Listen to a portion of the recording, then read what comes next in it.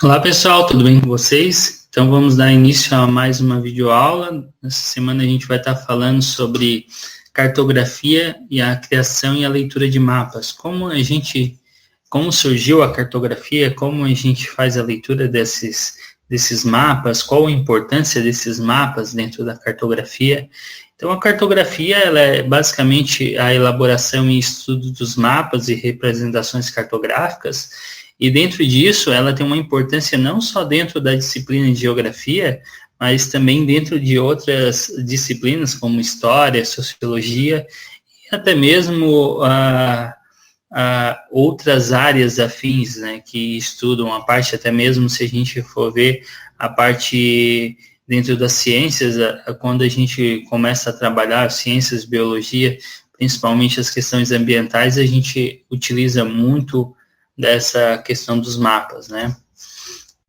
Mas dentro do conteúdo da geografia, a gente tem os dois tipos de mapa, que é a questão a questão analógica, o tipo da cartografia analógica ou convencional, que era aquele mapa que era feito à mão, que era todo calculado e não tinha presença do computador ainda. Então, a outra maneira é a numérica ou computadorizada. Essa vem através da informática, né, da era informatizada, e a partir daí a gente vê que os mapas abriam um caminho bem grande, um caminho enorme, um facilitador muito grande para a criação de mapas com a questão da informática. Então, ajudou muito para a elaboração desses mapas.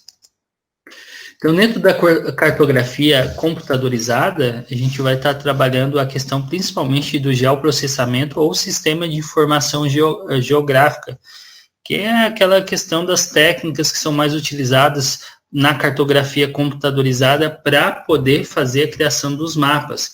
Então, a gente vai ver que tem muita sobreposição de imagens, muita sobreposição de fotos. Então, com isso, a gente vai ver as características que vão criando para a gente poder ter aquela visão. Vou dar só um exemplo, claro que isso também acontece com os mapas, mas para a gente ter aquela visão quando a gente liga o Google Maps e que a gente vai chegando mais próximo da Terra. A gente vai vendo o mapa mais amplo e vai aproximando e vendo o mapa vai se tornando reduzido da área, mas a amplitude, as coisas a gente consegue ver numa escala maior. Tá?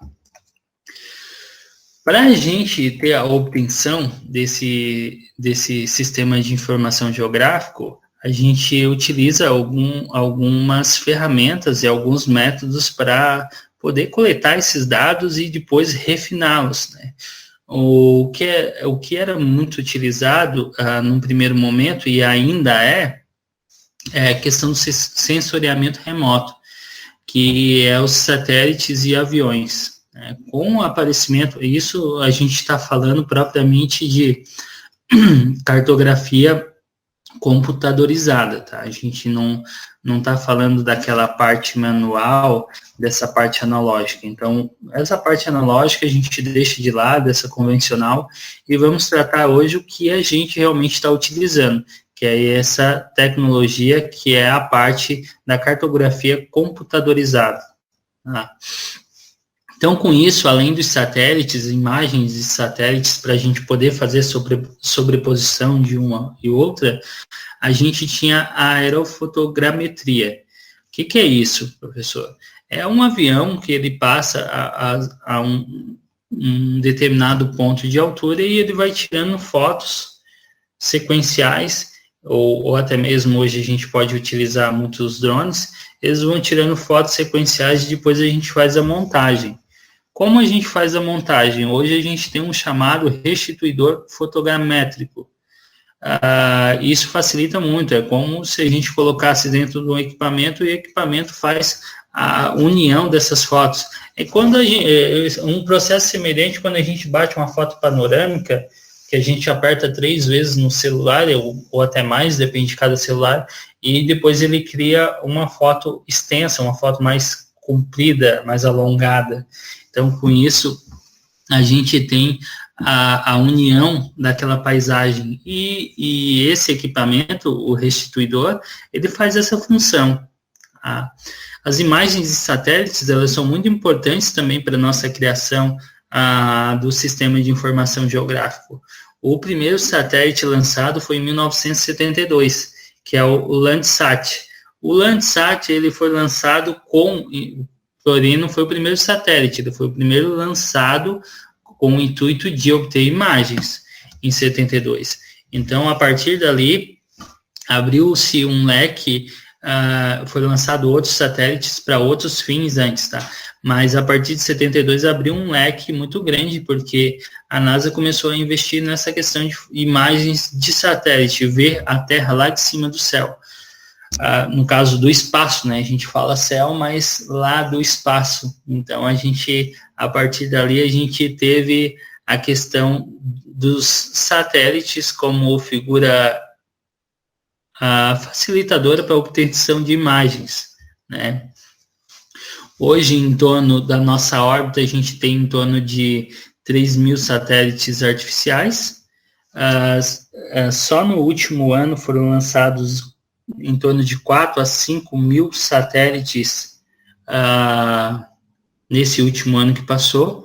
Entretanto, desses satélites, somente 6% deles eles alcançam um êxito de orbitar em torno do nosso planeta. Porque há N fatores que podem contribuir para esse satélite ele sair de órbita, ele ser destruído, ele cair, ele não funcionar. Então, vários fatores que podem influenciar nisso. Então, hoje a gente tem, dos que são lançados, somente 6% deles funcionam. Tá? Então, com isso a gente tem também a cartografia digital. E a cartografia digital, que vem através desses processos, ela é um pouquinho diferente da nossa cartografia convencional. Por quê? Porque a cartografia digital ela não se torna obsoleta. Ela tem, se a gente for ver dentro do Google, o Google tem frequentes atualizações. Então, pode ser que algumas construções na minha casa, quando é vista de cima, talvez não aparecem. Mas logo em seguida já vai ter uma atualização e vai aparecer. Por quê? Porque eles querem ter essas informações sempre realmente atualizadas. Que a pessoa possa olhar e dizer, não está atualizado. Talvez, daqui a alguns anos, daqui 10, 15, 20, 30 anos, a gente vai ter essas informações atualizadas diariamente. Mas nesse primeiro momento, a gente ainda não tem isso, tá? Então, esse é só um exemplo de como eles faziam antes de ter esses restituidores fotogramétricos, como eles faziam com um outro equipamento que se chamava estereoscópio. Eles pegavam e colocavam as imagens depositadas em cima sobre uma mesa, e a partir dali eles usavam esse estereoscópio. Com isso, eles conseguiam ter um campo mais amplo, eles conseguiam ver uma área maior, por causa da questão do esquema de espelhos que possuía esse equipamento. Então, com isso, criavam-se os mapas.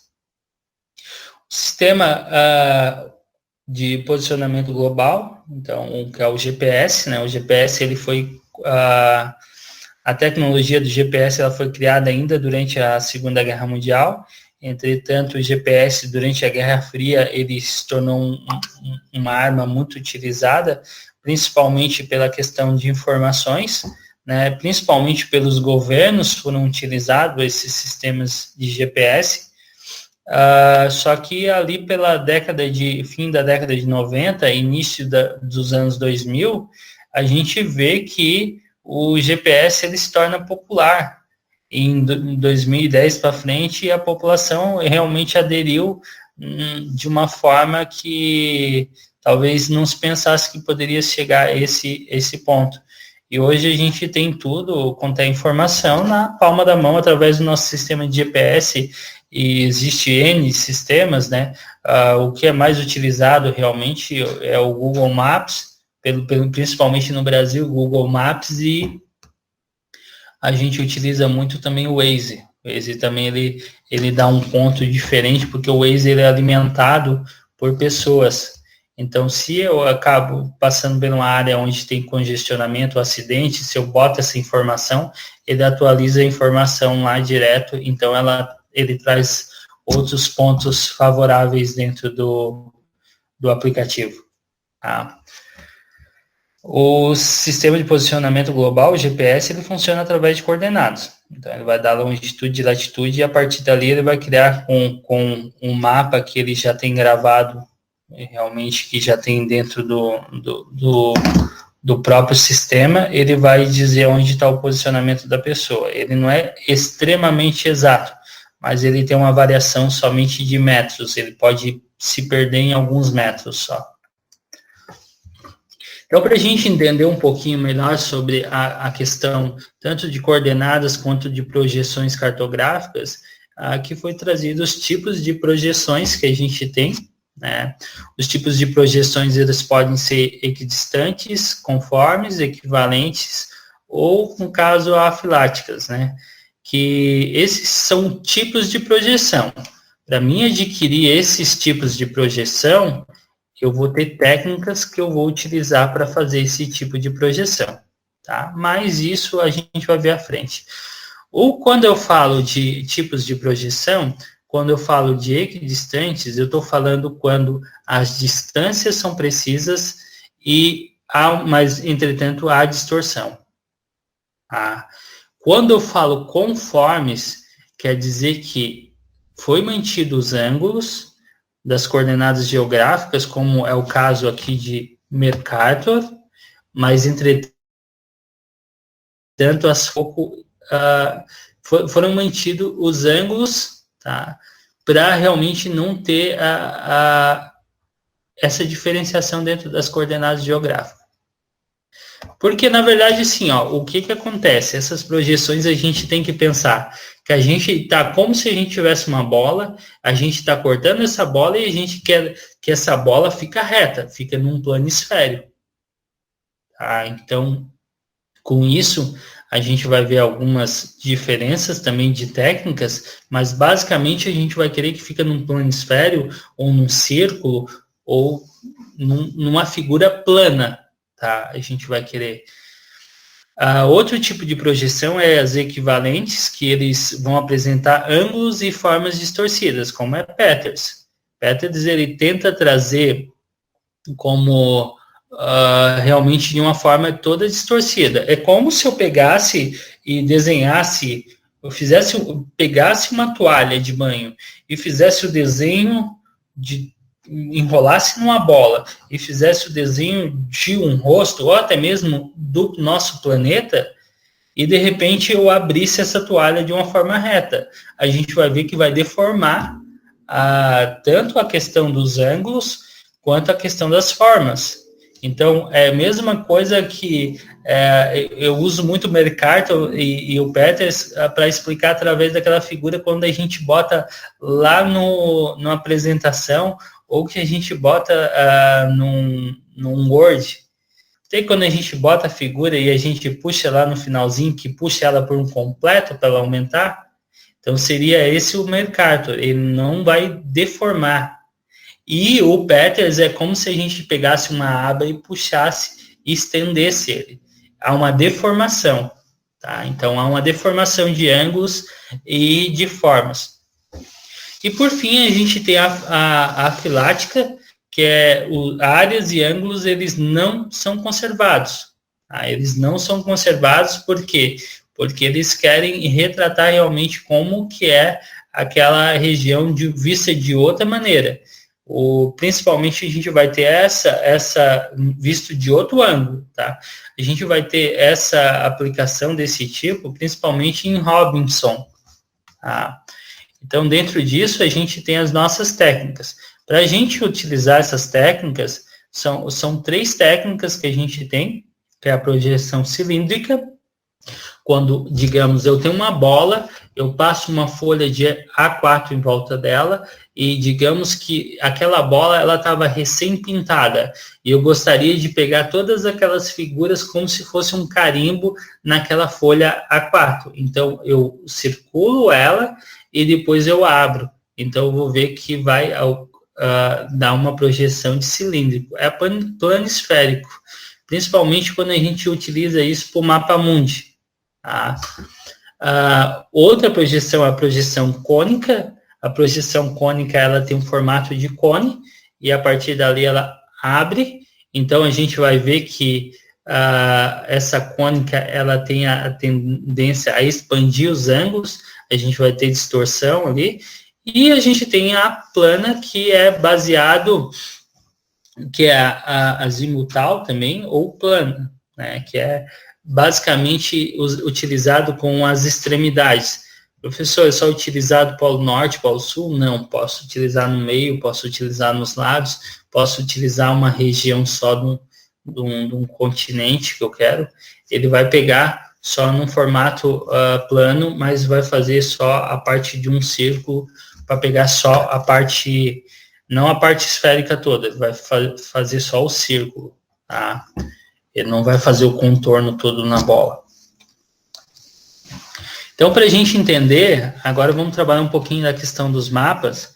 O mapa, para ele realmente ser um mapa, para a gente poder compreender ele precisa de ter alguns elementos bem claros, como, primeiro, o nome do mapa, né? Tem que ter um título, né? Logo em seguida, ele tem que trazer a questão da uma orientação, dizendo onde é o norte, onde é o sul, onde é o leste, onde é o oeste. Também ele deve apresentar uma escala e legenda. A gente vai ver um pouquinho mais à frente.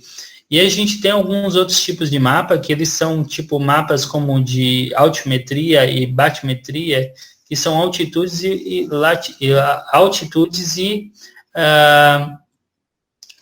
partes baixas, né, abaixo do oceano e acima do oceano.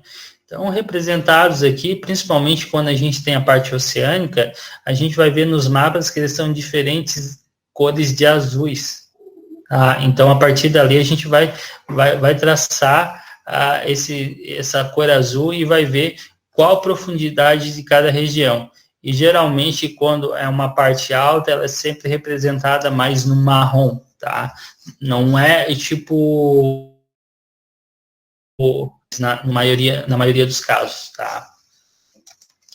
Então, os mapas aqui, a gente vai entender um pouquinho melhor. Os mapas, eles têm algumas características, alguns elementos que ali eles vão ter provavelmente uma legenda, tá? Não são todos os mapas que apresentam, mas realmente deveria apresentar uma legenda dizendo que esse risco, ele significa o quê? Significa o limite de um território para o outro. Esse azul significa o quê? Esse em pretinho significa o quê? São elementos dizendo isso é água, isso é terra, isso é uma montanha. Então, esses são os elementos, são as legendas. Tá? Para a gente não precisar escrever no mapa tudo, a gente só faz um desenho e ele é representado por uma legenda. Tá? A gente tem outras questões também dentro do mapa, que outra questão muito forte é a questão da escala. A gente tem que saber que o mapa ele é baseado, todos os mapas, quando eles são desenvolvidos por profissionais, eles são desenvolvidos com uma escala numérica. O que é essa escala numérica, professor? Eu tenho que entender que ele é igual aqui, ó, não só uma escala numérica como uma gráfica, mas ele sempre vai trazer uma quantificação do espaço que está representado naquele mapa. Digamos que eu tenho um mapa que aqui está a metade da minha mesa, que é um mapa, digamos, de 1 metro por 90 centímetros. Ele é representado através de uma escala. Digamos que ele tem essa escala aqui, ó, de 1 por 50 mil. Então, 1 por 50 mil, ele vai dizer o quê, pessoal? Ele vai dizer que eu tenho, se eu pegar esse mapa que eu tenho em cima da minha mesa e eu multiplicar ele 50 mil vezes, eu vou ter o tamanho real do que é representado no mapa. Ou se eu tenho, digamos, aquela área que está representada no mapa e diminuir 50 mil vezes, eu vou ter o tamanho do meu mapa. Tá? E o que eu tenho que entender também com a escala é que quanto maior o denominador, no caso, quanto maior o número de trás, menor a escala em detalhes. O que é isso, professor?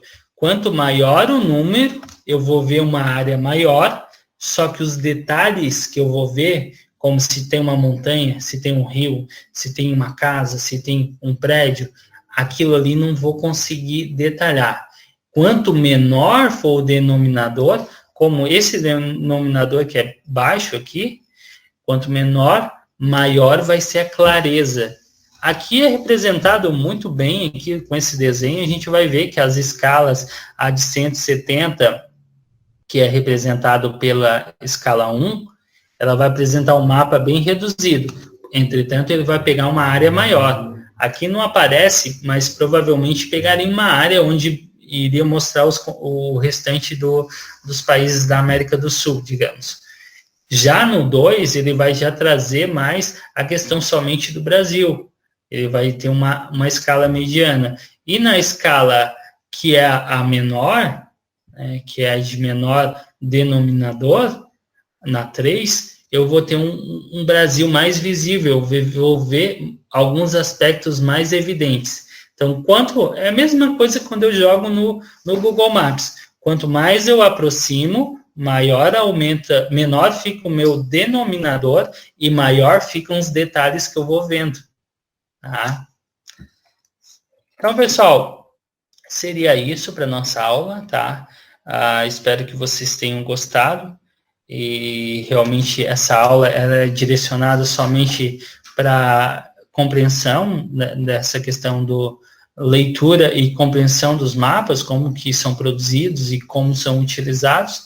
É uma aula bem sucinta, mas espero que vocês tenham um bom proveito. Até a próxima aula.